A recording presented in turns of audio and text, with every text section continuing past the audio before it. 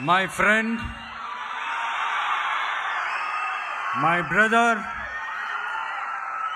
comrade in arms, founder, Jan Suraj Party, திரு பிரசாந்த் கிஷோர் அவர்கள் இன்னைக்கு வந்து நம்மளுடைய இந்த தமிழக வெற்றி கழகத்தினுடைய 2ஆம் ஆண்டு துவக்க விழாவிற்கு சிறப்பு விருந்தினராக வந்து கலந்துக்கிட்டு பேசியது மிக்க மிக்க மகிழ்ச்சி. அவருக்கு என்னுடைய மனமார்ந்த நன்றியை தெரிவிச்சுக்கிறேன்.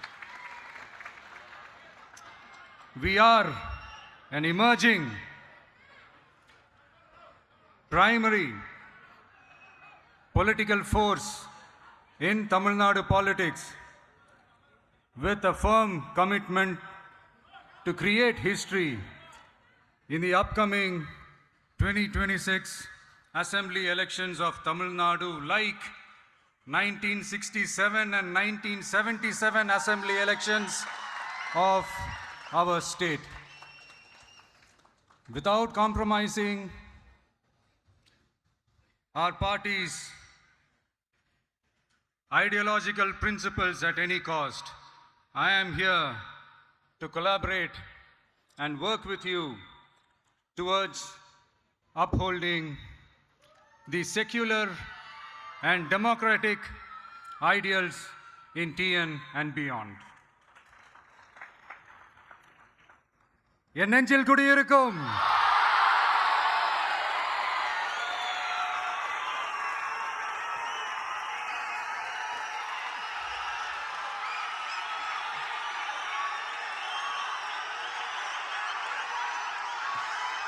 என்னுடைய தோழர்கள், தோழிகள்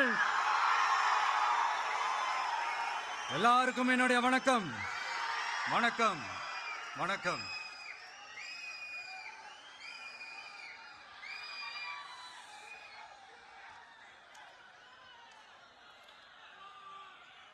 இந்த அரசியல்னாலே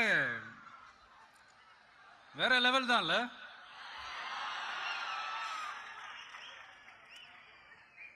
ஏன்னா இந்த அரசியல்ல மட்டும்தான் வித்தியாசமான ஒண்ணு நம்ம பார்க்கலாம்.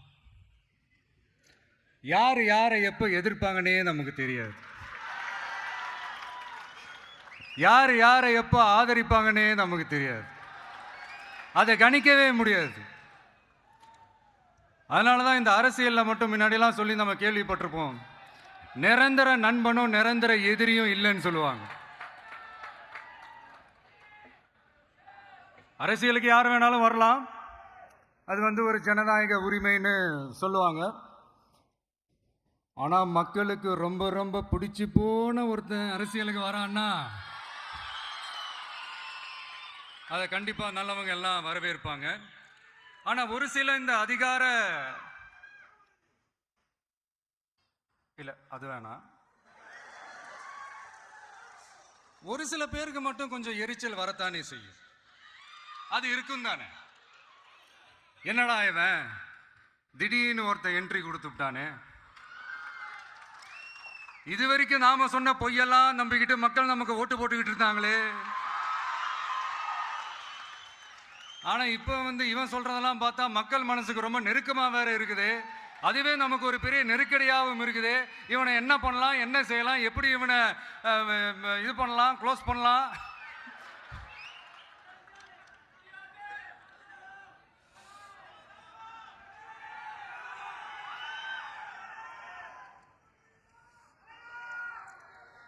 எப்படி இவனை க்ளோஸ் பண்ணலாம், ஒரு கன்ஃபியூஷன் ஒன்று வரும். அந்த கன்ஃபியூஷன்ல கத்துறதா கதறதா என்ன பண்றதுன்னு தெரியாம வர்றவன் போறவன்லாம் கட்சி ஆரம்பிக்கிறான்னு சொல்லி இப்படி ஏதாவது பேச ஆரம்பிப்பாங்க. இப்போ நம்ம ஆட்சியில் இருக்கிறவங்க நமக்கு எதிராக பேசுறாங்க இல்லையா, அந்த மாதிரி.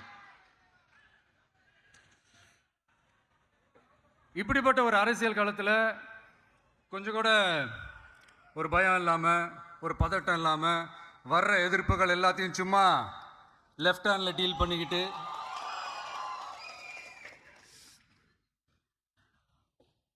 இதோ நம்மளுடைய தமிழக வெற்றி கழகம் முதலாவது ஆண்டை கடந்து இப்போ 2வது ஆண்டில் அடி எடுத்து வைக்கிறோம். இந்த ஒரு காலகட்டம் தான் மிக முக்கியமான ஒரு காலகட்டம். ஏன்னா ஒரு அரசியல் கட்சிக்கு ஒரு பெரிய பலமே அந்த கட்சியினுடைய கட்டமைப்பு தான். அதுதான் அந்த கட்சியினுடைய ஒரு வேறு மாதிரி, ஒரு அடிப்படை பலமே அதுதான். ஒரு ஆலமரம் மாதிரி ஒரு கட்சி ஒன்று வளரணும்னா அதுக்கான அந்த வேர்களும் விழுதுகளும் ஸ்ட்ராங்காக இருக்கணும் இல்லையா? அப்படிதான் நம்மளுடைய இந்த அமைப்பை பலப்படுத்துகிற ஒரு வேலையை தான் இப்போ நம்ம செஞ்சுக்கிட்டு இருக்கிறோம். தமிழ்நாடு முழுக்க மாவட்ட நிர்வாகிகள் எல்லாரையும் தேர்ந்தெடுத்து அறிவிச்சிட்டு இருக்கிறோம். இந்த நேரத்தில் நம்ம மேலே ஒரு கம்ப்ளைண்ட், அது என்னன்னா, அது எனக்கும் புரியல.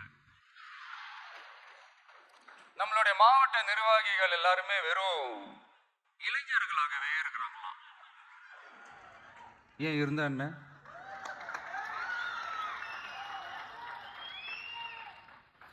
அறிஞர் அண்ணா அவர்கள் கட்சி ஆரம்பிச்சப்பா அவர் பின்னாடி நின்னதும், புரட்சி தலைவர் எம்ஜிஆர் அவர்கள் கட்சி ஆரம்பிச்சப்பா அவர் பின்னாடி நின்னதும் வெறும் இளைஞர்கள் தான். அந்த இளைஞர்களால தான் 1967லயும் 1977லயும் அந்த 2 தேர்தலையுமே ஒரு மிகப்பெரிய ஒரு வெற்றி கிடைச்சது. வரலாறு, அதுதான் வரலாறு. இப்ப அதே மாதிரி நம்ம மேல இன்னொரு கம்ப்ளைண்ட், அது என்னன்னா, நம்மளுடைய கட்சி நிர்வாகிகள் எல்லாருமே சாதாரண குடும்பத்திலிருந்து வந்தவங்களாம். அதே தான் இங்கேயும் கேட்கிறேன், ஏன் வரக்கூடாதா?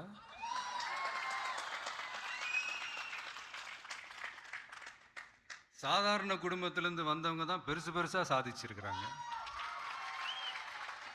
இன்னும் சொல்ல போனா நம்மளுடைய கட்சி எளிய மக்களுக்கான கட்சி தானே. அப்படி இருக்கும்போது நம்மளுடைய கட்சி நிர்வாகிகளும் எளிய குடும்பத்தை சேர்ந்தவங்களா தான் இருப்பாங்க. நம்மளுடைய கட்சி ஒன்றும் பண்ணையார்களுக்கான கட்சி கிடையாதுல்ல. முன்னாடிலாம் அந்த காலத்தில் பண்ணையாருங்க தான் பதவியில் இருப்பாங்க. இப்போ கொஞ்சம் உள்டா மாறிடுச்சு, பதவியில் இருக்கிறவங்களாம் பண்ணையாரா மாறிடுறாங்க.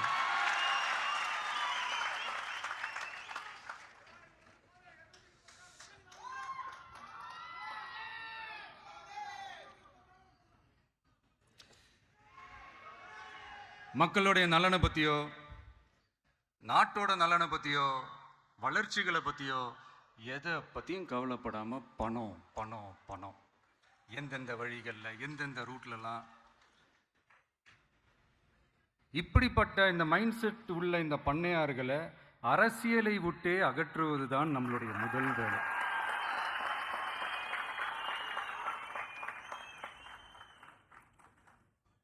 அதை ஜனநாயக முறைப்படி நம்ம செய்கிறதுக்கு தான் 2026 தேர்தலை நம்ம சந்திக்க போகிறோம். அந்த தேர்தலை சந்திக்க ரொம்ப ரொம்ப முக்கியமான விஷயம் பூத் லெவல் ஏஜென்ட்ஸ், BLA அப்படின்னு சொல்லுவாங்க. அது ரொம்ப ரொம்ப முக்கியம். ஏன்னா நீங்கள் பார்த்தீங்கன்னா தமிழ்நாட்டில் அந்த பெரிய பெரிய கட்சிகளுக்கு தான் அந்த BLAலாம் ரொம்ப ஸ்ட்ராங்காக இருக்கும்னு சொல்லுவாங்க. ஒரு அப்ராக்சிமேட்டாக ஒரு 69,000 பூத்ஸ் இருக்குது. அது எல்லாத்துக்குமே பூத் ஏஜென்ட்ஸாக நம்மளுடைய கட்சி தோழர்களை தான் நியமிக்க போகிறோம். கூடிய சீக்கிரமே பூத் கமிட்டி மாநாடுன்னு ஒன்று நடத்த போகிறோம். அன்னைக்கு தெரியும் தமிழக வெற்றி கழகம் எந்த ஒரு பெரிய கட்சிக்கும் கொஞ்சம் கூட சளைச்சதில்லை. அன்னைக்கு தெரியும் தமிழக வெற்றி கழகம் தமிழ்நாட்டில் முதல் சக்தியா, முதன்மை சக்தியா, பவர்ஃபுல்லா இருக்குதுன்னு அன்னைக்கு ப்ரூவ் ஆகும். இப்ப புதுசா ஒரு பிரச்சனை ஒன்று கிளப்பி விட்டுட்டு இருக்கிறாங்க, மும்மொழி கொள்கை.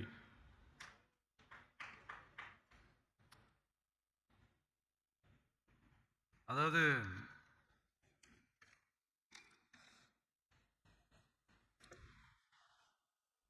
இதை இங்க செயல்படுத்தலைன்னா இந்த கல்விக்கான நிதியை நம்மளுடைய மாநில அரசுக்கு கொடுக்க மாட்டாங்களாம். இந்த LKG UKG பசங்க சண்டை போட்டுப்பாங்க தெரியுமா, அந்த மாதிரி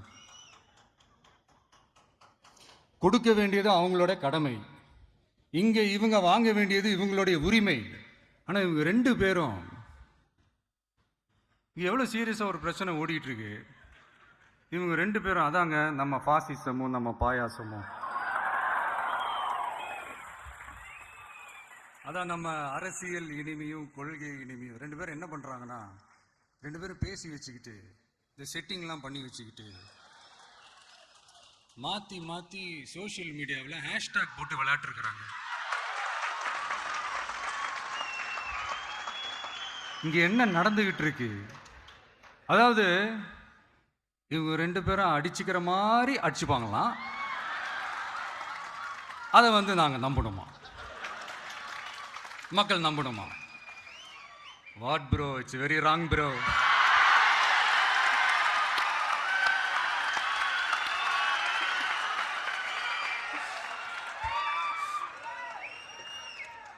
இதுக்கு நடுவில் நம்ம பசங்க உள்ள பூந்து அங்க ஒரு சம்பவம் ஒன்று பண்ணிட்டு டக்குன்னு வெளியே வந்துடுறது. டிவி கே ஃபார் டிஎன் அப்படின்னு சொல்லி. யார் சார் நீங்களா? எங்க சார் இருக்கிறீங்க? ஸ்லீப்பர் செல்ஸ் மாதிரி. அதனால இதெல்லாம் மக்களுக்கு நாம சொல்லி புரிய வைக்க வேண்டிய அவசியமே கிடையாது. அவங்களுக்கே தெரியுதெல்லாம் எவ்வளவு பெரிய ஒரு ஏமாத்து வேலைன்னு. நம்ம ஊரு சுயமரியாதை ஊரு. நாம எல்லாரையும் மதிப்போம், ஆனா சுயமரியாதையை மட்டும் யாருக்காகவும் எதுக்காகவும் விட்டு கொடுக்க மாட்டோம்.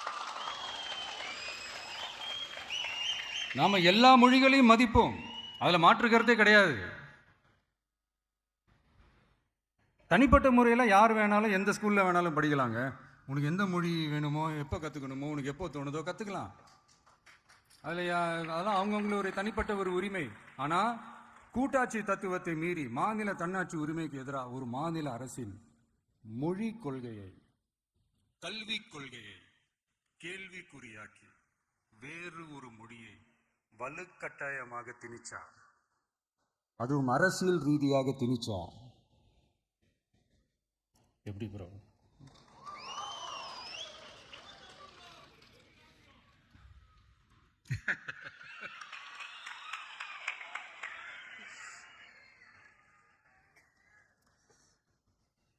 அதனால நம்மளுடைய தமிழக வெற்றி கழகம் சார்பாக நாமளும் இந்த பொய் பிரச்சாரங்களை எல்லாம் புறந்தள்ளிவிட்டு இதை நாங்கள் உறுதியாக எதிர்ப்போம்.